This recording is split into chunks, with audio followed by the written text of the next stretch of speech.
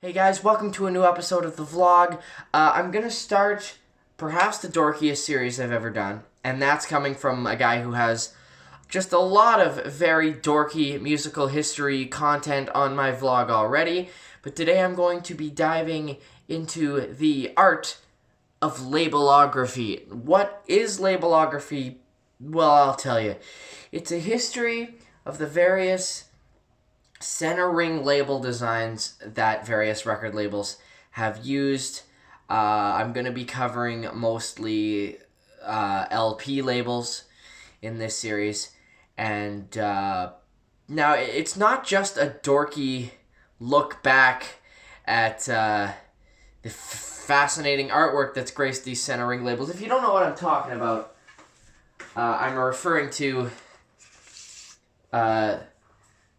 just the artwork that appeared in the center of vinyl records. Now, today I'm going to be covering one of the most popular labels in American music and across the world, Capitol Records, and the various label designs they've used from the 50s to the 80s. Now, knowing the history of various labels is actually kind of useful for record collecting because it allows you to easily assign a date that maybe your album would have been pressed. You can take one look at the artwork in the middle of your record and immediately know what time period your copy was pressed in by what label that label was using at the time. So I'll show you all the various ones that Capitol cycled through from the 50s through the 80s. This is the classic one. Now, Capitol had an even earlier label design in the 40s albums, but I don't have any from that old, so we're going to start with this. This particular one from This Is Sinatra, Volume 2. This is the stock black one. They had a few different colors, rather, and this one was used from about 1954 through 1958. Very, I don't want to say plain, but it's not super colorful, but it's immediately distinguishable, that's for sure. In 1958, they switched to something more colorful. I have this Freddie Gartner album from that area. In about 58, 59, they went with one of my favorite label designs of all time, the Capitol Rainbow. God, I love it, and I've got it completely upside down. Would you look at that? You'll know you have an earlier pressing from 1959 to 1962 if you've got the vertical text here. The vertical text was taken off and changed from the Capitol Rainbow labels starting in 1962.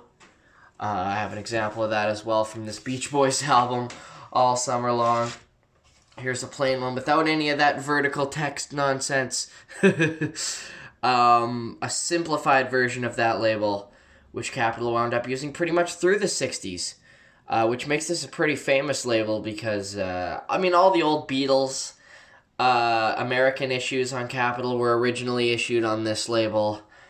Beach Boys like this, and just, everything, all the great rock and roll that they put out in the 1960s. So that makes that one of the most iconic labels of all time. In 1969, though, Capitol did a full rebrand of the company. They got rid of this beautiful and iconic oval Capitol logo, and they would replace it with this sort of target design. That was the change that they made in 1969. I think in the late 60s, early 70s, a lot of the most prominent record labels in the world really made their designs worse, and Capitol is one of them. They elected to go with this green label. Bright lime green with a purple Target C logo in the middle. Just not my favorite era, and clearly Capitol wasn't really too secure about it either, because in about 1971, less than 2 years after they started the label, they changed it to red. They thought maybe red would look a little bit better, but they kept the general design. And they just couldn't make up their minds because it went back and forth. starting in 1971, they started to issue albums on the red label, but it just there's some weird overlap between the green ones and the red ones. They just couldn't seem to decide whether they wanted to stick with the lime green or go with the red. And so in 1973, they just threw that label away, kept the Target logo, but they changed to a label that I still don't like very much, which is this mid-70s Capitol design. This one comes in a few different colors. Just for fun, they would go with different colors a lot, but this was the standard weird off orangey red design to it. They used these from 73 through about 77. And in 1977, they decided to go with a throwback. They did the right thing, and they brought back that beautiful oval Capitol logo, and went with a sleeve like this, which is directly trying to harken back to this 50s label. I'm trying not to touch the grooves on these. There's the 50s label, there's the 70s, 80s label. So it's not a perfect throwback. They've made the logo quite a bit bigger for this version, but that's fine. Just like the previous Capitol label, this one came in a multitude of different colors as well. And this they used from 77 to approximately 1983. And then in 1983, they kept that throwback theme. Did a really cool thing by bringing back everybody's favorite Capitol rainbow, which they used through the rest of the 80s. When you compare it with the actual 60s version, very similar. They actually did a much better job with the throwback this time than they did on the previous one. And that's pretty much what Capitol used until vinyl started to fall out of favor in the late 80s. It's worth noting, I forgot to mention that back when Capitol was using the rainbow label in the 60s, usually when these labels would issue 45s, singles, they would just use a different version of the same design. But Capitol went a completely different way in the 45 routes. I'm not going to cover the full history of their 45 label designs, but this is just strikingly different from what they used on the LP, so I think it's interesting.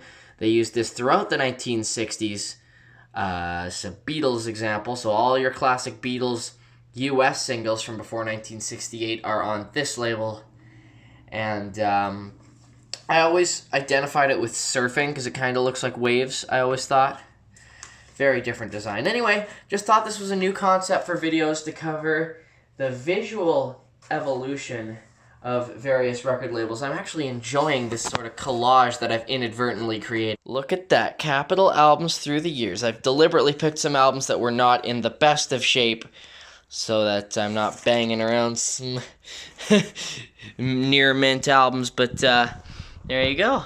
From the 50s through the 60s with the rainbow label, into the 70s with that, and then the throwbacks are over here. Yeah, cool. That'll do it for this episode. If and when I do another episode of this series, I'll probably cover maybe Columbia next or RCA Victor. Thanks so much for watching. Check out my description. I'm also a professional musician myself, so check out the description for a full list of all my upcoming concert dates, as well as links to where you can find my music where it's sold or streamed online. Like this video if you liked what you saw, subscribe to my channel if you've been enjoying my videos, and you can even ring the notification bell if you want to be notified when I upload a new video, which will be tomorrow and most days for the foreseeable future. Thank you for watching, and I'll catch you with another new vlog again tomorrow. See you then.